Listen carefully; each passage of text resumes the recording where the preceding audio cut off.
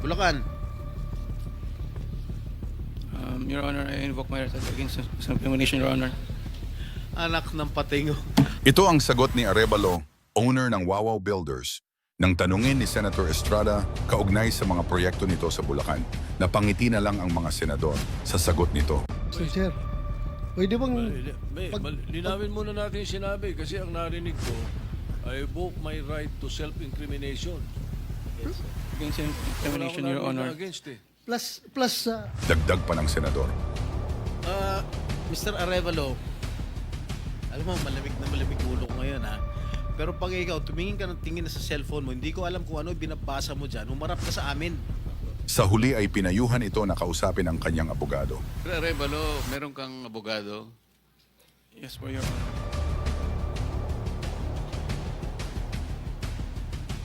Panoorin pa natin ito. Pero bago yan, huwag kang limutang mag-like at subscribe para sa mga pinakabagong balita. Wow. Mr. Arevalo,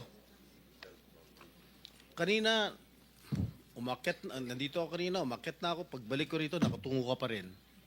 Sino ba talaga kausap mo dyan? Gusto mo yung mic? Wala po, Your Honor.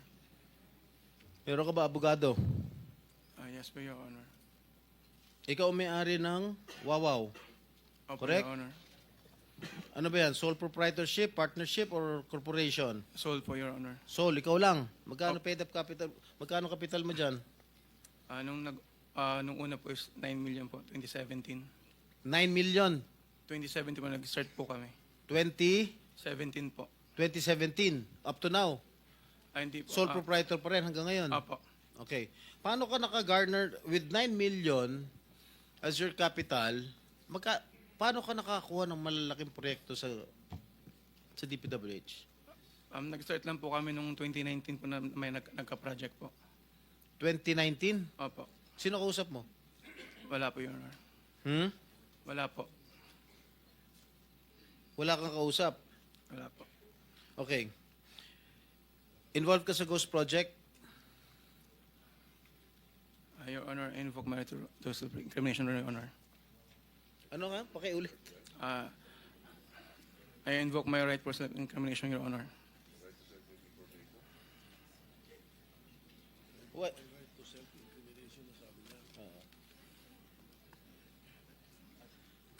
Senator Jinggoy, Malinaw ba Mr. yung Chair, pwede bang... linawin muna natin yung sinabi kasi ang narinig ko, I invoke my right to self-incrimination. Against Wala self-incrimination, akong Your narinig na Honor. against eh. Mr. Chair, dapat tumingin ka rin sa nagtatanong mo, Mr. Wow. Ayaw ba tumingin sa amin? Huwag kang kausap Yuko mo. ka na, yuko dyan. Lamesa yung kausap mo eh. Senador yung nagtatanong sa'yo. Harapin mo rin. Thank you. Anong pangalan niya? Arevalo. Mr. Arevalo, meron kang abogado? Yes po, Your Honor. Is he here? He can give you legal advice. Yes po. Nandiyan ba abogado mo? Nasaan ang abogado mo, Mr. Arevalo?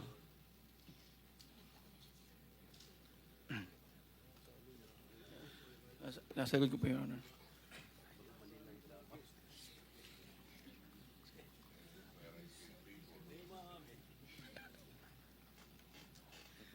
Hindi po.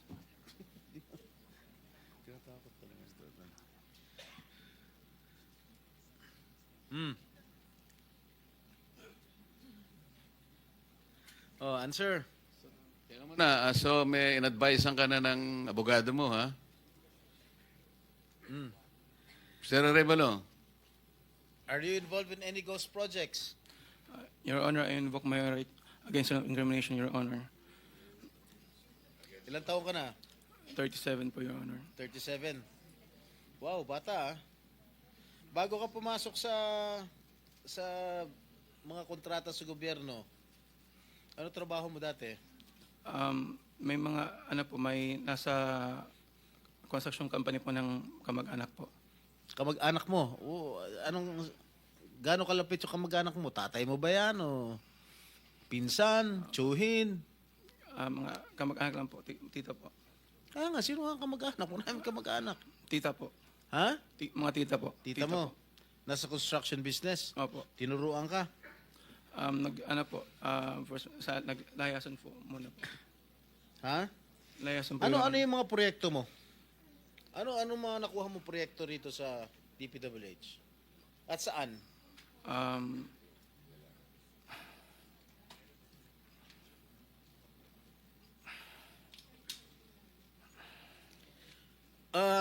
Mr. Arevalo, alam mo, malamig na malamig ulo ko ngayon, ha?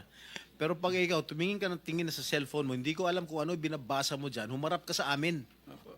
Yes po, Your Honor. Ikaw may-ari nito, di ba? Yes po, O Your di Honor. dapat alam mo. Ano yung mga proyektong na-awardan sa inyo ng DPWH? At saan-saan? Ano po, Your Honor? Hindi ko po na alam po yung exact number po. Gusto mo ako magbigay sa'yo? Kung saan-saan yung mga project mo? Gusto mo ako magsabi sa'yo? Come on. You're wasting our time. It's already 1:45. May session pa kami alas 3. At marami pa magtatanong. That is what I was trying to advise everybody. Kasi po, gagamitin sa session mamaya to 3 o'clock. Kaya nililimit po namin ang sarili namin na magtanong. So, Mr. Chair, Senator kung hindi naman Jinggoy, sumasagot ito hindi sumasagot agad-agad ito, how can you deduct it from my time? Hey, Mr. Arevalo, sumagot ka Yes po, agad. Your Honor. Ha? Yes po. Oh, alin-alin yung mga proyekto na na-awardan sa iyo ng DPWH at saan-saan to? Meron po kaming sa QC po, sa Metro Manila First. Meron din po sa Quezon. Bulacan. Your Honor, I invoke my right against self-incrimination, Your Honor. Anak ng patingo. Tinatanong ko, how can my question incriminate you? Tell me. Tinatanong ko lang saan yung proyekto mo? I invoke my right against self-incrimination? Sorry po, Your Honor. Ha? How can that incriminate you? Tell me. Pinapainit ng ulo namin dito eh. may incriminate siya kasi nga, hindi niya may tuturo ko siya dahil ghost project siguro. Oh, Dahil po may mga usapin na may mga allegation po na mayroon nga pong anomalya. Kung magsasalita po ako, pwede po magamit laban sa akin. oo nga. Simple lang naman. Wala na ako tinatanong sa'yo kung ano. Tinatanong ko lang, saan itong mga proyektong na-awardan sa'yo ng DPWH. Ang dami mong binanggit na probinsya. Quezon. Ano pa? Ano yung binanggit niya? QC. Karamihan nito, Bulacan. Ba't di mo mabanggit ang Bulacan? Ha? Meron ka pa nga San Juan eh. Hindi mo binabanggit eh. Ha? Metro Manila First po yun, Your Ano? Honor. Sa Metro Manila First po yun, Your Honor. Metro Manila first? Yes po, San Juan po. Oh. Yun po yung pinakuha namin project 2019. Sige. Yung Bulacan, meron ba? Sagot.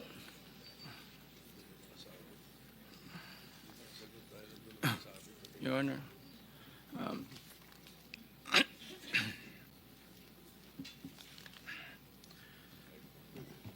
Uminom ka ng tubig.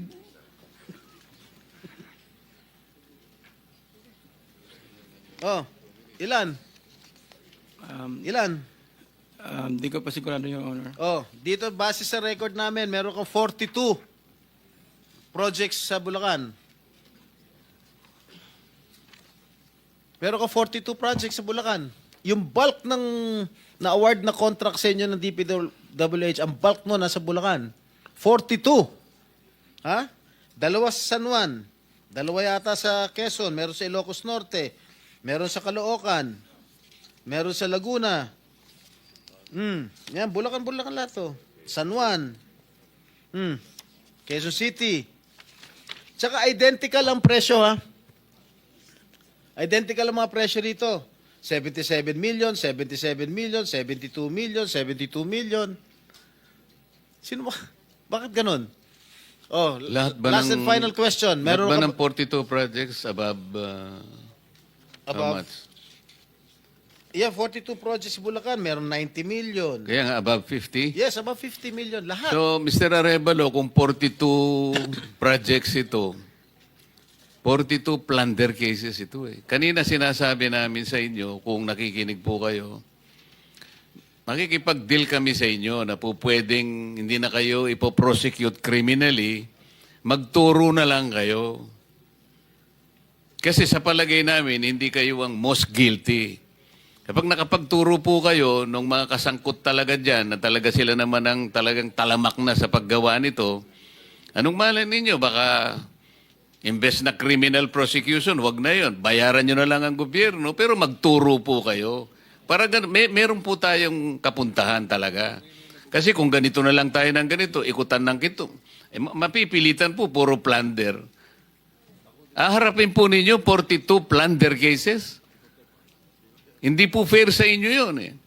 Alam namin, hindi lang kayo ang sangkot dyan. Marami ang kasangkot dyan. Kaya, yung abogado po siguro nag-advise sa inyo kung nakikinig.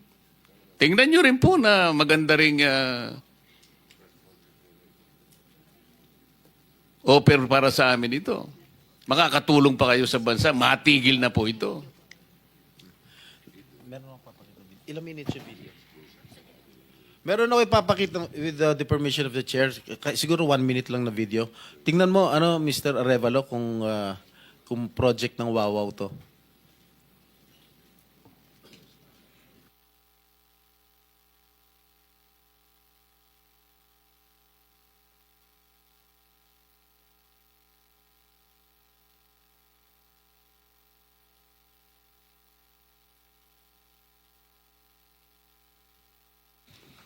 Familiar ka dito? Familiar ka, Mike? Hindi po, Your Honor. Hindi. Dahil, hindi ka nga talaga magiging familiar dahil ghost nga. Tama? Yan. Ang nakalagay dyan sa report, completed. Nakakubra ka na. Nabayaran ka na ng gobyerno. Pero, hindi pa completed. Tama ba, Ms. Cabral? Are you aware of this? Ngayon lang po na nakita yung video, Your Honor. Na hindi kompleto, di ba? Pero bayad sila. Wala po akong nakikita. Sa Hagonoy, Bulacan.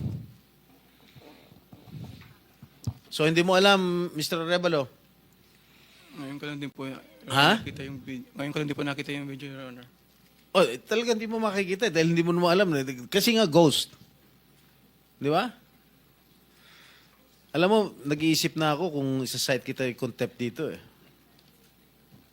Huwag mo lang ako subukan, please. Okay, babalik ka kita next hearing ah.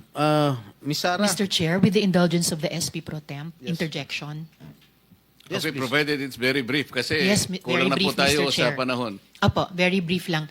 Sabi nyo kanina, and salamat po sa SP Pro Temp at Mr. Chair. Salamat, sabi nyo kanina, Mr. Arevalo, na meron din kayong mga proyekto, ang Wawaw, sa Quezon City sa pamamagitan ng Metro Manila First. Kasama po ba yon sa dalawa lang sa 254 flood control projects sa Quezon City na may koordinasyon sa LGU ayon kay Mayor Joy Belmonte? Yes po, Your Honor. Ayun yun. Yun din, Ano po yun? Yung sa... Isa po, may letter na po dun for termination po. letter for termination. Yun ba yung sa Barangay Mariblo sa Quezon City? 2 pumping stations na nagkakahalaga na 282 million pesos na magkaharap? I-check, yun po, ang di ko po masagot. I-check po namin, Your Honor. Sige po, pakipaalam nyo sa komite namin sa pamamagitan ng aming chair. Salamat, Mr. Chair at SP Pro Thank Tem. you. One last question, Oh, Mr. last Chair. question. Yeah, Mrs. Diskaya, meron bang pagkakataon yung siyam na pag-aari mo ng construction company, meron bang pagkakataon na sila naglalaban sa isang bidding, sa isang kontrata? Hindi po. Sigurado ka? Pag makakuha ako ng record sa Pagpapakaalam ko. DPWH na si St. Timothy, si St. Gerard, si Alpha Phi Omega, sino pa? Si Alpha and Omega and St. Gerard, hindi po sila nagsasali sa isang bidding. Pero Okay nga. yung ibang licenses, magkakasama sila minsan. And then, so minsan naglalaban-laban yun, Sham. Yes po. Oh, so that is not a legitimate bidding. Dahil yung Sham na yon na naglalaban-laban sa isang award sa isang kontrata, iisa lang ang may-ari. So kahit sino doon, kahit sinong manalo doon sa bidding na yon, ikaw ang panalo. Dahil sa'yo lahat yun eh. Correct?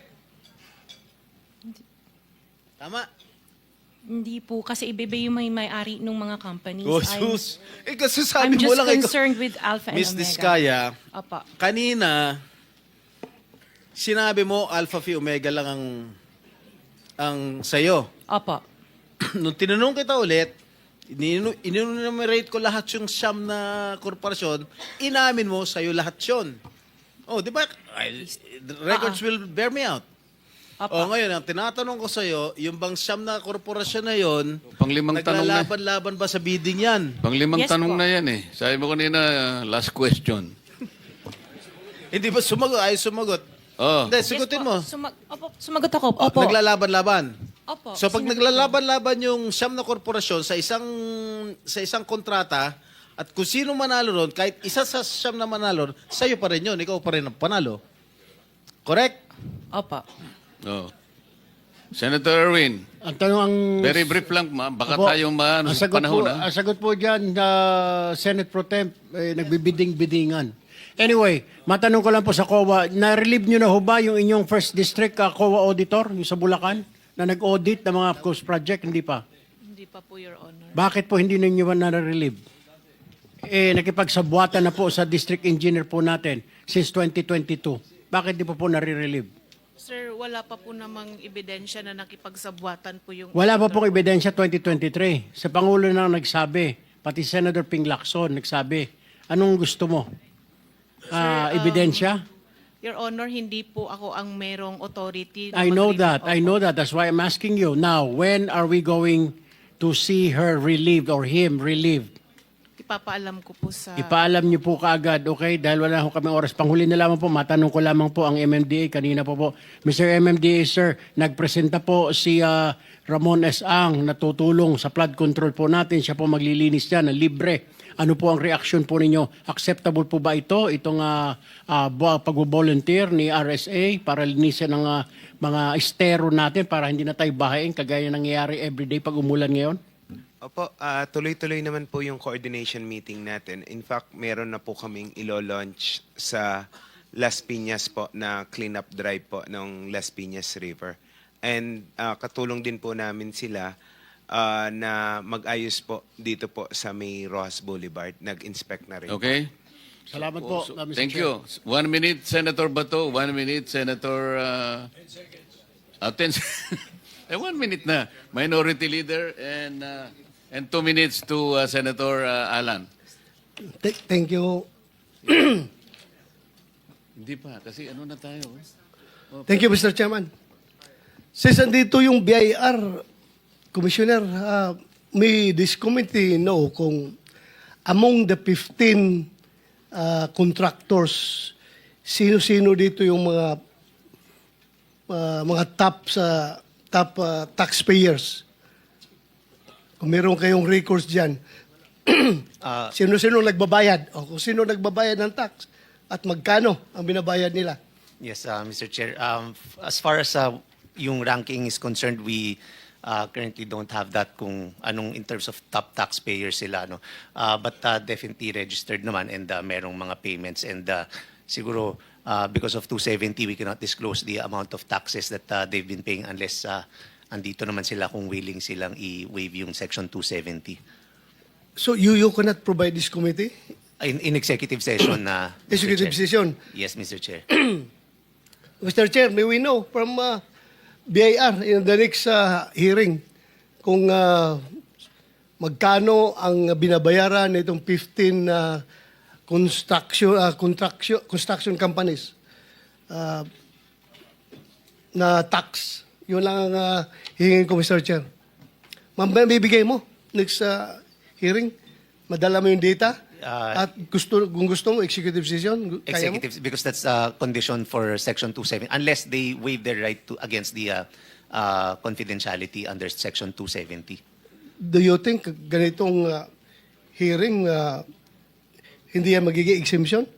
Hindi po, nakalagay po, executive session po. Executive session? Yes, So, sir. i-ready mo next hearing, ha? Yes, Mr. Mr. Chairman. Thank you. Thank you, With Mr. your Chair. permission, Chairman Bato, just on that point, Mr. Yes. Chairman. Mr. Chairman, just on that point. Yeah. Mr. Chairman, good afternoon, Mr. Commissioner. I think we have a different view. If you look at jurisprudence and dun sa Article 270, pag in-order ng Presidente or congressional hearings, you can disclose. What 270 prohibits is the unauthorized disclosure by a BIR employee. But when Congress asks you to disclose, you can disclose without liability.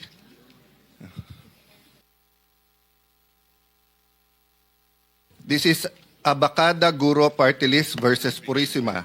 Congress' power of oversight is intrinsic in the grant of legislative power and it in itself integral to the checks and balances inherent in a democratic system of government, etc., etc. Maybe you want to look at it muna, Commissioner, para we can discuss later. Yes, Mr. Chair, but in addition to Section 270, Section 20 of the tax code provides additional provision that submission of pertinent information to Congress, that any information or any return information which can be associated or otherwise identified directly or directly a particular taxpayer shall be furnished the appropriate committee of Congress only when sitting in executive session, unless such taxpayer otherwise consents in writing to such disclosure. Yes, so meaning you can submit to us. Yes, in executive session, but I think Yes, that and not then yet. under our rules sa executive session, it is our choice whether we will disclose it or not. Yes, Mr. So Chair. ang pinoprotektahan lang ng Commissioner is yung integrity ng BIR at ng inyong responsibility. But once it is with us, I just want to make that clear. Diba? That is a decision that the committee will make as a committee, of course led by our chairman. Tama, Commissioner? Yes, yes, Mr. Chair. Thank you. Thank you for that clarification. Thank you. Sen Alan, I think we are guided by our precedents also. Nangyari na ito, Commissioner. In the case of Parmali, the BIR sent the subject income tax document in a sealed envelope to the chairman of the committee. Maybe you can also do that. At bahala na ako kung paano ko i-dispose yun. That's the precedent we had so far. Maybe you wanted to consider that. Yes, we will we'll do that, Mr. Chair. Thank you. Senator Alan.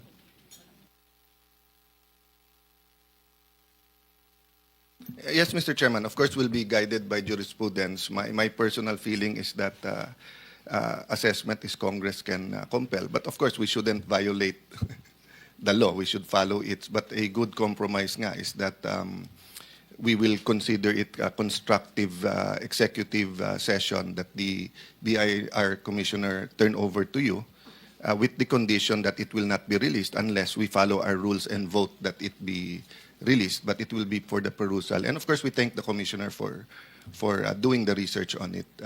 I don't think you were compelled. No, it was an initiative on your part. No? Mr. Chairman, can I ask for one more thing? Kasi ang mga LOA is flying left and right. And of course, you're more than meeting your target. And of course, in the other room, happy everyone dun sa, bitin pa rin yung funding, but you're doing your part sa BIR. So can you also add in your submission, not today, yung etong top 15, or if you wanna go beyond the top 15, na LOA din ba kaya itong mga to? Para alam din natin na, kasi may question na on supervision nung DPWH, may question na yung COA, nabantayan ba? So let's look also on the BIR side for your guidance and our guidance na rin, Commissioner. Thank you, Mr. Chairman. Yes, Mr. Chair. Thank you. Are you done? Soto, Minority Leader. Thank you, Mr. Chairman. I would just like to place on record in your committee a quotation. Oh, bagay na bagay doon sa mga ibang kasama natin dito ngayon eh. We are living in a time where some people are proud of what they should be ashamed of. Thank you. Sino ang gumawa nun? Para malam. Ikaw yata yun. Thank you very much, Minority Leader. Before we... Okay. Thank you, Mr. Chairman. Can you show the slide? DPWH? Yes, Ma'am Yusek. Every year tinatanong ko to and every year sinasabi nyo na harmless ito at mistake lang ito. Pero every year rather than natatanggal, dumadagdag. So Mr. Chairman, Mr. Minority Leader, if you look in our slides, nung GAA ng 2023, 2.77 billion, ang double, exactly the same, ang nasa GAA. Bringing up natin to sa committee hearing, pero hanggang sa final version, meron pa rin natira. 2024, imbis na nabawasan, 3.48 billion ang double appropriation. Binanggit ko rin ulit to, sabi ulit ng DPWH, aayusin din nila. 2025, 78.5 billion ang double appropriation. So can you go to the next slide? Next slide ulit para... So these are the examples, Mr. Chair, no? Makikita mo, sorry po, maliit lang dito, but exactly the same project, exactly the same amount. So, ma'am, quick answer lang po kasi magse-session na. Bakit hindi matanggal to sa submissions nyo? Your Honor, Mr. Chair, sa National Expenditure Program po, pagka sinabit namin sa DBM at may na-catch kami pareho na double appropriation or pareho na exactly yung project name, ay kinokorek na po namin through submission of errata. Ma'am, that's never. Ako po ang nagbe-bring up dito and then si Senator Coco. Pero sa final version, hindi pa rin na-correct. Yun po ang So, pero bakit nga every year meron? So, etong 2026 ba? Meron? Wala pong akong nare-report sa akin. Sorry to ask you but kasi wala na si Sec Bonoan. But every year you promise Apo. na walang double, but every year lumalaki. Imbis na lumiliit. So, second question, now that you're doing an investigation, have you looked kung parehong binayaran yung mga double or hindi na binid yung isa or parehong binid? Have you looked o hindi? Posible pong hindi na binid yung isa. No, question ko ma'am, have you looked or not? Honest answer, have you looked or not? Personally po, hindi po. O can you ask and submit to the committee, is your investigation committee, did they or not? Okay. Yes po. Third question, bakit parang hirap na hirap ang DPWH mag-investigate? Hindi lang ngayon, nung inimbestigahan natin yung tulay, ayaw nyo mag-preventive suspension, ayaw nyo mag-submit. Tapos pag kami mga investigation na ganito, para kaming dentista na kailangan hilahin pa yung ngipin ng walang anesthesia, parang bubunutan pa parati. Bakit po ganon? Your Honor, Mr. Chair, hindi ko po masagot yan dahil yung investigation po... May execom kayo, ma'am, di ba? Opo. Hindi nyo na pag-uusapan sa execom Yung tuwing may investigation investigasyon? Nung nangyari na po itong lahat na to, it's been more than a month in the SONA. So hindi nyo na pag-usapan yung SONA nung sinabi ni Presidente, mahiya naman kayo at ano? Nagtask lang po si former Secretary Bonoan ng mga QAU team para umikot po sa mga regional offices na mag-inspect po. Okay, can you run us through paano yung investigation na yon? Is it general? Is it everything? Di ba nasa inyo yung, under sa'yo yung geotagging? Sa infratrack po. Opo. Sorry, sa? Sa application po. Yes po. Yes. So, have you already, binunot nyo na ba lahat ng geotagging nung top 15 man lang?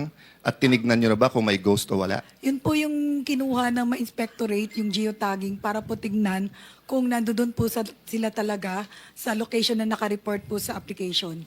No, but it's so easy to find out kung may geotagging sila sinubmit, Meron tapos po. wala. Meron Diba? pong So for example, sa lahat ng pinakita ni Senator Lacson na ghost, nakita nyo na sa geotagging na may nasubmit nga na meron? Meron pong geotag na nakareport. Oh, so sinuspend nyo na ba yung nagsubmit ng geotag? Hindi pa rin. Sa pagkakaalam ko po. Kaya nga ma'am, yun ang tanong ko nga eh. Bakit, halimbawa dito sa Senate, kung sinabing may nagmamariwana, investigasyon ka agad, tatanggalin.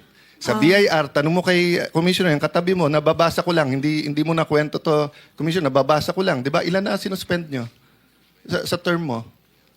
Madami-dami na, Mr. Chair. I think definitely more than 50, 70s na. Pag na-dyaryo tomorrow na meron hingian and may prima facie evidence, will you act upon it or will you wait? Well, definitely, Mr. Chair. We Act will upon it, right? Yes, Mr. Chair. Your counterpart sa customs, pagkaupo, submit lahat ng meron pong kamag-anak na may brokerage. So bakit sa DPWH, ayun na, pinakita na ni Senator Lacson, ang dami ng tanong ng aming chairman, ang dami ng pinasubmit, na sa inyo geotag. So obviously, pag hindi nyo tinanggal at hindi nyo sinususpinde, gumagalaw pa yung mga yan para pagtakpan yung ginawa nila. Your Honor, Mr. Chair, alam ko po na nag-suspend na si former Secretary Bonoan ng mga taga-Bulacan mula po doon Sa Bulacan lang ba may ghost? Yun po yung Pa-exercise at kumuha na tayo ng Ghostbusters for Bulacan only, kung Bulacan lang ang may ghost. Opo, yung buong distrito po, I think na nasuspend na. Pero ma'am, hindi ba napakadali naman? Kuha ka lang ng pinaka-junior. Nung araw may oyster pa ba ngayon? Wala na. Yung mga empleyado na kinukuha through DPWH. Mga roadside workers yata meron Di ba? Sana nakikinig si Secretary Vince, di ba? Kung ako ang secretary ngayon, tawagan mo lang lahat ng district engineer, isa, pumunta ka dyan sa bawat project, kunan mo na cellphone, eto yung geotag, i-compare mo. Kung wala, edi ghost. Pero bakit tayo isang buwan na? Pasensya ka na ma'am, ikaw nag-attend, but I know you're a powerful person then there, and pinagre-resign kayo lahat eh. So hindi ko alam kung matatanong ko pa kayo, but I think you should all still assess. But yung frustration sa akin, parang hindi kayo tumutulong sa investigasyon. Parang ano lang, every week lang, sana mamatay na yung issue, sana wala. Pero hindi nyo dinidiinan na talaga kung ano pa talaga ang nangyayari. So, categorically, tell us now, ilan sa 15 ang may ghost project? Po, kung mako-confirm, Your Honor, dahil hindi ko po alam kung ilan na po yung result ng QAU inspection. Bakit ma'am? Kayo ang nung first hearing natin sa Tulay, ganun din.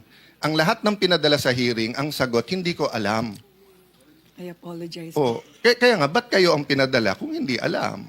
O nasan yung may alam? Wala dito yung ibang DPWH na may alam? Wala po akong kasamang ibang undersecretary or assistant secretary. Okay, Your ma'am. Honor. Pero can you get back to us on that question? Pwedeng within the day, isend kay chairman. Ilan sa 15 ang sinasabing may ghost or at least, at kung, let me reverse it. Kung meron dito sa 15, hindi ko sinasabing walang anomalya, doon muna tayo sa ghost. Iba-ibang klaseng anomalya. Substandard, overpriced, etc. Ghost muna, ghost. Kung meron dito sa 15 na walang ghost, they also deserve na malagay na sa media na wala silang ghost project, di ba? On the reverse, yung meron ghost na confirmed, we all deserve na alam na natin. O yung ibang inimbestigahan, you can be quiet and say na, we need another week, we need another 3 days. And then you say, etong 5, walang ghost, etong 7, pero we're looking kung tama yung completion, etc. Okay, last. Paano natin alam pag nagamit yung lisensya? Nagamit lang nung iba yung lisensya. Wouldn't know, Your Honor, Mr. Ma'am, alam mo, nung tumakbo pala akong congressman, tinanong ako, Chairman, ministro pa nagtanong sa akin. Ang tanong sa akin, Sir, marunong ka ba mandaya? Nagulat ako, ministro nagtanong sa akin eh. Sabi ko sa kanya, Sir, padadayain mo ako. Sabi niya, hindi. Kailangan alam mo kung paano nandaya para maprotektahan mo sarili mo, hindi ka idadayain. Bakit ka namin susuportahan kung magpapadaya ka? First question ko noong 2022 yun sa inyong secretary. Alam mo ba kung paano korapin ang mga projects ng DPWH? Ayaw sagutin. So kung lahat kayo dyan, hindi nyo alam kung paano makokorap yung project, paano mag-imbestiga, o hindi ba tinuruan ko na rin kayo noong 2022? Meron kayong EAW, di ba? O, pakilagay sa screen. Magkano ang EAW nyo the last 4 years? Almost 100 billion pesos. Nakalagay dyan, part of it is for testing. No? Ito po, guidelines ng EAW. Kayo po nagbigay sa akin nun eh. Sabi ko sa inyo, I will not move for its abolition. This is Chairman, 1% to 3.5%. Yung computation ko is based on an average of 2.5%. Yung dun sa lang, yung 100 million na slide. Di ba ang usapan natin noong 2022 hearing, i-require nyo ng checklist ang bawat kontratista at isusure nyo na yung SSS, Pag-ibig at PhilHealth ay babayaran. Kung ginawa nyo yun, ginawa nyo ba? Hindi. Or hindi nyo alam. I mean, it's okay if hindi nyo alam kasi operations ba yun? Oh. Kung ginawa ng operations yan, tignan nyo lang yung empleyado. So pag sinabi yan ay empleyado yan ng Corporation B, pero ang nanalo ay Corporation Z, alam mo na pinahiram yung ano. Di ba, wag na natin paghirapan yung ating sarili. No? But, Sir Chairman, I'll stop there because I know magti 3 o'clock na. But I'd like to submit this and I'd like to ask the DPWH, can you submit the comprehensive yung paggamit ng EAW? And bakit nga wala yung testing? Number 2, dun sa mga sinabi na ni Senator Lacson or sinabi ng kahit sinong senador or nabukon nyo na ghost, ibigay nyo sa amin yung kopya ng geotagging at sino nakapirma dun sa mga yon, di ba? Last talaga, Mr. Chairman, is COA here? Yes. So, ma'am, dun sa mga may ghost na nabayaran, are we also looking already into sinong auditor doon? Opo, Your Honor. Okay. So, I'll stop there, but can you brief us on that? And same naman na sinabi ko, no? Na if the BIR is proactive, the customs is proactive, alam naman natin yung top 10 na at least perception-wise tingin ng tao corrupt. So, double, triple time tayo doon. But you're doing something internally na rin, no, ma'am? Meron po. Meron na rin, ma'am. Okay. Thank you, Mr. Chairman. Thank you. You have 30 minutes. Salamat, Mr. Chair. No, 30 seconds. Ay, 2:14. Sige, kahit 1 minute, Mr. Chair, kasi sabi nyo sa amin kanina, opo, hanggang 2:15 lamang po. Opo, salamat, Mr. Chair. Ang huling tanong ko po para ngayong araw sa MMDA. Sino po yung... Yes, sir. Sir, Attorney Artes. Gaya ng itinanong ko kanina kay Mr. Arevalo ng Wawaw kanina, Attorney Artes, lumabas po sa balita na 2 lang mula sa 254 flood control projects sa Quezon City ay may koordinasyon sa LGU, ayon kay Mayor Joy Belmonte. So, tanong ko po, can flood control projects really be made without coordination with the LGU? At kung kailangan naman ng coordination, bakit po maraming proyekto ang hindi nagko-coordinate sa mga LGUs, Mr. Chair? Una po, I cannot answer on behalf of DPWH dahil yung pong 2 projects po na yan ay hindi po under ng MMDA. Ang nag-i-implement po niyan ay DPWH, Senator Risa, Mr. Chair. In that case, may I quickly ask for a response from Yusek Cabral bilang highest-ranking DPWH. Bakit po maraming proyekto hindi nako-coordinate sa LGU kung kailangan naman nilang mag-coordinate dapat sa LGU tulad ng QC Your government? Honor, Madam Chair, dapat pong nagko-coordinate ang aming mga implementing office sa local government unit. In fact, pag nakita na po nila yung General Appropriations Act, dapat po kumukonsulta na sila sa mga LGU. Kasi kasama po yung, kung local pong proyekto yon, tina-turn over po nila sa LGU para ho sa maintenance. Kung mga local road, mga multipurpose building. So, kailangan po talaga yung koordinasyon. Ang presumption po ng central office, kapag ka po nagpatupad kayo, kasi kailangan po yung mga permit yata. Permit, sa probinsya po, permit to quarry pa yung mga iba. So, alam ko po may koordinasyon. Sa Metro Manila po, andito naman po yung regional director namin. Dapat po, mandato po sila na mag-coordinate sa local government unit. Kung dapat po, bakit hindi ginagawa? In the case of QC, 1% lang sa flood control projects ang kino-ordinate kina Mayor Joy sa Quezon City Hall. Siguro po, Madam Chair, kailangan natin tanungin kung bakit ang implementing office. Dahil sa amin po sa central office, lagi po naming nire-remind sa mga regional directors meeting na makipag-coordinate kayo sa local government unit. Lalong-lalo na po kung yan ay mga flood control, kung kinakailangan po na nandyan, kailangan din po na nasa tamang location. Yan po. May mga instruction naman po. Pwede po bang itanong, Mr. Chair, sa NCR, DPWH? A quick answer dito sa unang tanong ko sa MMDA at DPWH. Very, very quick kasi kailangan po natin Thank you, magmadali. Mr. Chair. Andito po yung Regional Director ng National Capital Region namin, Your Honor, Mr. Chair. This is the question. The question, Chair, ay kung dapat, ayon sa DPWH National, dapat nagko-coordinate sa mga local government units para sa mga flood control projects. Bakit 1% lang ng flood control projects sa Quezon City ay yun lamang ang kino-ordinate sa Quezon City government, ayon kay Mayor Joy, Mr. Chair?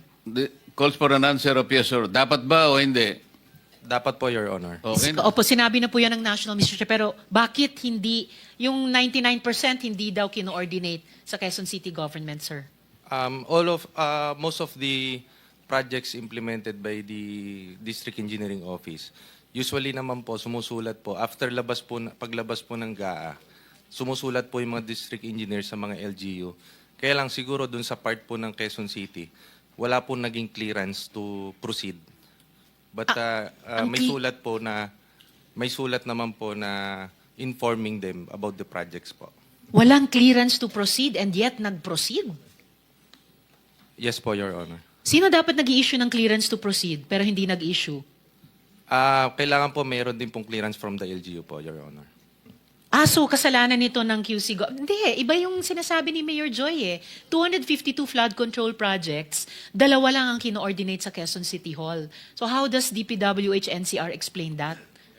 I think that's a very important subject that you will pursue, Senator Risa, in the next hearing. Will do, Mr. Chair. Importante yan. Salamat po. Hindi mo masasagot lahat yan. Sige po, Wala na Mr. tayong Chair. panahon. Salamat po. Pati Thank po you. sa MMDA, yung flood control plan po nila, o master plan sa buong Metro Manila, Mr. Chair. Salamat po, Mr. Chair. Okay, thank you. Before we suspend the hearing, there are several administrative matters I want to take up with you, especially the resource persons. Let me remind the DPWH that the Blue Ribbon Committee several times have requested for so many documents from you. Until now, you have not done so. You please check with the staff of Blue Ribbon for all the several documents we have requested from you. Hindi pa ninyo ginagawa. Pangalawa, the 2 identified ghost projects na pinag-uusapan natin kanina, biglang nawala sa PCMA. At pagkatapos, bago tayo matapos sa PCMA, biglang naging unavailable ang PCMA. So may problema kayo dyan. In the next hearing, please tag along the director of the whatever is that, construction, whatever. Dalin mo dito siya sapagkat siya yung nakakaalam at siya yung nagmamanage nito because we wanted him to install that program, that system, that platform within the premises of the Blue Ribbon Committee. Okay? Yes, Your Honor. At pagkatapos, nandito yung representative ni Mr. Edgar Acosta, High Tone Construction and Development Corporation. Ang representative is Mr. Edsel Mabella. In the interest of due process, bibigyan muna natin siya ng show cause order. Kayo na po ang magsabi sa kanya that this committee issued a show cause order for him to explain his absence today, failing which he will be held in contempt, and failing which again, a warrant of arrest will be issued against him. That is very clear. If that is very clear, Mr. Chair, isa pang request sa Chair for the next hearing po. okay. Kung maaari pong maimbita ng komite ang AMLAC dumalo sa susunod na hearing. Yes, actually, I so that move, was Mr. the Chair. idea. Salamat, The Mr. AMLAC Chair. will be invited in the next hearing. So, Director General, is it all right that we suspend the hearing for the time until next week? Anong araw kaya yun?